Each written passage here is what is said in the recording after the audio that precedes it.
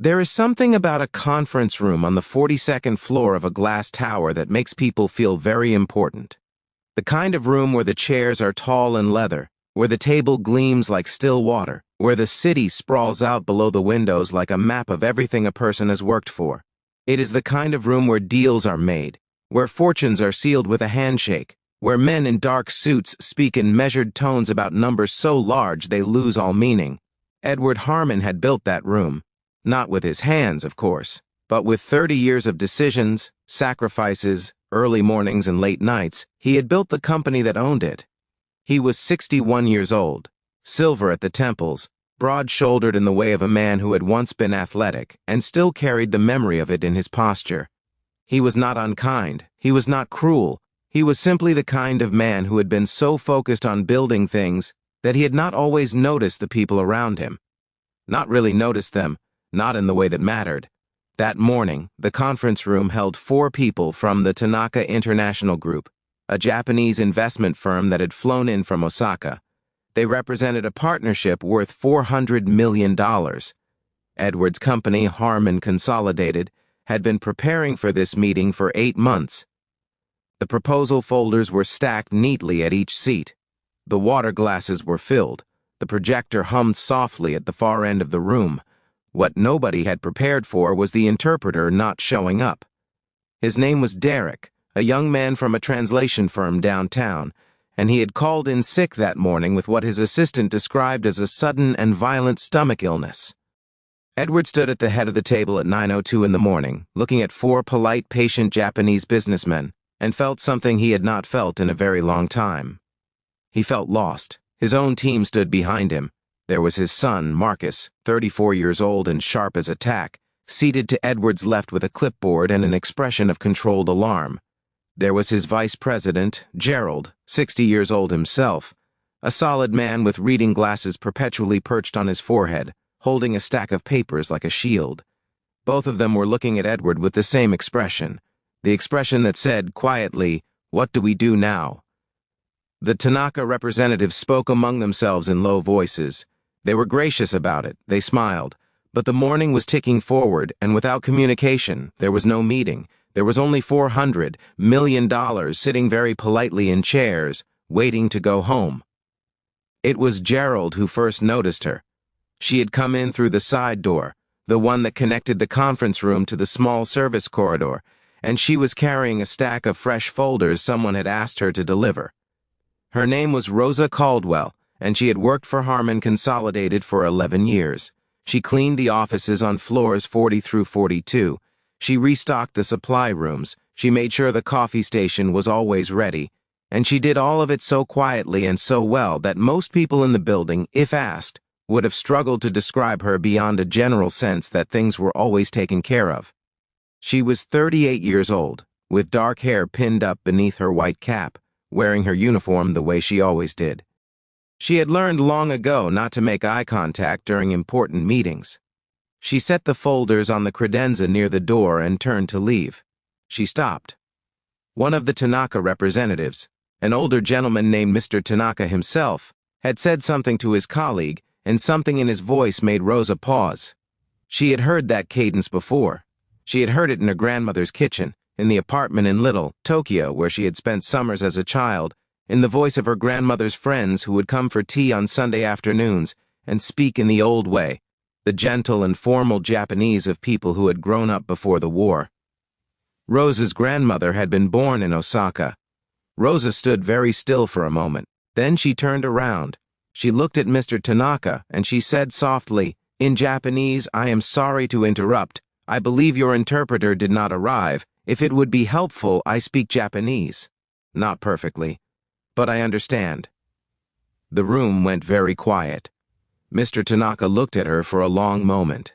Then his face changed. It opened, the way a face does when it recognizes something it has been searching for. He replied to her in Japanese, and she nodded slowly, and she replied, and he smiled. A real smile, the kind that reaches the corners of the eyes. Edward Harmon had been watching all of this from the head of the table. He was a man who prided himself on reading situations quickly, but this one had taken him a moment. He looked at Rosa, this woman he had passed in the hallway perhaps 100 times without truly seeing, and he said quietly, "Can you help us?" She looked at him. She had large, steady eyes, the color of dark wood, and in them there was something careful, something that had learned to be careful over many years. She said, "I can try, Mr. Harmon, if that would be all right." He pulled out the chair to his immediate right, the chair that had been reserved for Derek, the interpreter who had not come. He gestured to it simply, without ceremony, and said, "Please." She sat down. What happened over the next 3 hours was not dramatic in the way that movies are dramatic. There were no sudden revelations, no gasps, no moments of obvious triumph. It was something quieter than that. It was a conversation, carefully and patiently translated, between men who wanted to understand each other and had simply needed a bridge. Rosa was not a professional interpreter. She would be the first to tell you that. Her Japanese was the Japanese of a grandchild, shaped by love and memory rather than formal study. She had gaps. There were moments when she paused, when she asked Mr. Tanaka to repeat something, when she admitted she was not certain of the precise business term.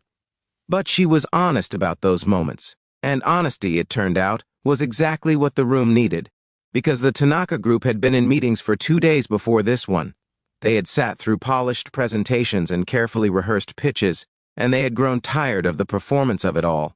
What they had not expected, on the 42nd floor of a glass tower in downtown Dallas, was a woman in a white apron who translated their words with care and admitted openly when she wasn't sure she had gotten it right.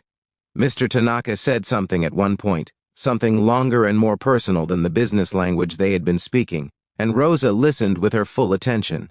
When he finished, she turned to Edward and said, "He says that his father built their company from nothing, after the war. He says his father always told him that the measure of a business is not its profits but its people. He wants to know what kind of people work for you." The room was very still. Edward Harmon sat back in his chair. He was 61 years old, and he had given 1,000 answers to 1,000 questions in rooms like this one, and most of those answers had been smooth and confident and immediately forgettable. He looked at Rosa. He said, "The kind of people who show up when it matters, the kind you don't always notice until you need them. And then you realize they were there all along." Rosa translated this. Mr. Tanaka listened. And then he said something brief, and Rosa translated it back, and what he had said was, "That is a good answer. The papers were signed that afternoon." But that is not really the end of the story. The end of the story happened a few weeks later, on a Tuesday morning, when Edward Harmon arrived at the office earlier than usual and found Rosa in the hallway outside the conference room, restocking the supply cart. He stopped. She looked up, and she said good morning the way she always had, pleasantly and without expectation. He said good morning back. And then he stood there for a moment, which was unusual for him, because Edward Harmon was not generally a man who stood still in hallways. He said, "My assistant tells me you took a Japanese language class at the community college, years ago." She said, "Yes, 2 classes, and my grandmother mostly." He said, "Your grandmother must have been a remarkable woman." Rosa smiled, and it was a private kind of smile, the kind that holds a whole world inside it.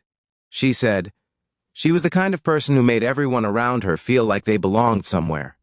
Edward nodded slowly. He said, "I've been thinking about what Mr. Tanaka asked me, about the kind of people who work here. I've been thinking about how I've walked past you in this hallway for 11 years. She waited. He said, "I owe you an apology for that, and I owe you a great deal more than a thank you." She shook her head gently. She said, "You don't owe me an apology, Mr. Harmon. People get busy. It's the way of things." He said, "Maybe, but it's not the way things should be." He had spoken with his board the week before. There was a role being created, something that had not existed before, a community liaison position that would oversee relationships with the building staff, the local vendors, the network of people who kept Harmon Consolidated functioning every single day. It came with a salary that made Rosa go very quiet when she heard it. It came with an office, a small one, but with a window. It came with the acknowledgement, formal and lasting, that some contributions had been invisible for too long. Rosa thought about her grandmother. She thought about Sunday afternoons and the smell of green tea and the sound of the old language spoken without self-consciousness, spoken the way you speak when you are at home. She thought about a little girl who had sat at a kitchen table and learned that the world was larger than she could see and that it was worth paying attention, She said yes. There is a kind of wisdom that comes to people somewhere around the middle of their lives, if they are paying attention. It is not the wisdom of certainty. It is not the confidence of having figured everything out. It is quieter than that. It is the understanding that most of what matters happens in the spaces between the important things, in the hallways, in the small moments, in the people we pass without looking. Edward Harmon had built a fortune by knowing when to act, but the best thing he ever did came from learning to be still long enough to see what had been in front of him all along. And Rosa Caldwell, who had spent 11 years making sure the coffee was ready, and the folders were delivered, and the rooms were clean for the people who made the decisions, discovered something she had perhaps always known but had not quite let herself believe, that she was, and had always been, one of those people. The conference room on the 42nd floor still gleams like still water. The chairs are still tall and leather. The city still spreads out below the windows. But there is something different about it now. Something that is hard to name but easy to feel when you sit in it. The feeling of a place where everyone in the room, regardless of what they are wearing or what their title says on a business card, is worth listening to. That is not a small thing. That is, in fact, everything.